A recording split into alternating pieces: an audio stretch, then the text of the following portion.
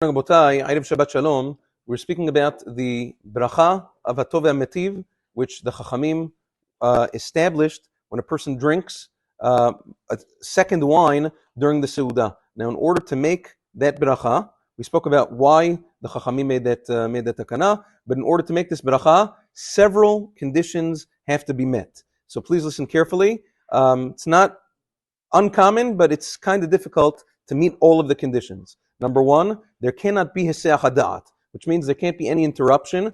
For instance, you can't think, okay, we're not drinking any more wine, or we did birkat hamazon. In that case, if you brought new wine, you'd have to make a new borei pri hagefin, but no hatov vehametiv, which means it has to be a continuous drinking, no hiseach hadat. Number one.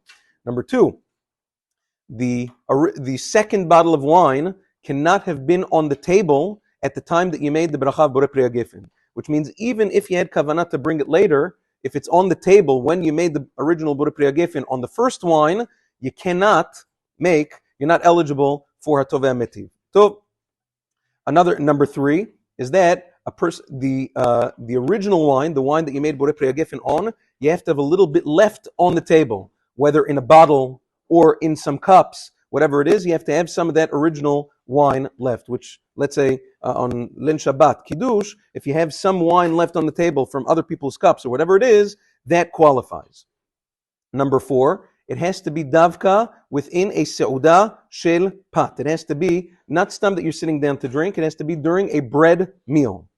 Number five, you have to be drinking with somebody else, at least one other person, not drinking yourself. You're not eligible if you're drinking yourself. That we learn from the bracha. Hatov vehametiv. Hatov is for me, vehametiv for others. That's that. And number six, which is also very important, the second wine cannot be inferior, cannot be worse than the first wine that you drank.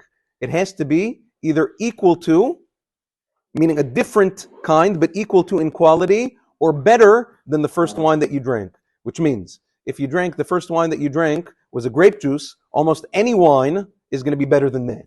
If the first wine that you drank was a Cabernet, you have to make sure that you drink either a better Cabernet or you drink something else like a Shiraz, a Merlot, or whatever it is, so that it's not worse. Once it's worse, you're not eligible for this bracha. When all six conditions are met, then you can make the bracha. Either both people can make, or you can make it for the other person. You can make the bracha of Baruch Atah Hashem Elokeinu melech haolam hatov vehametiv. Now, here's the catch.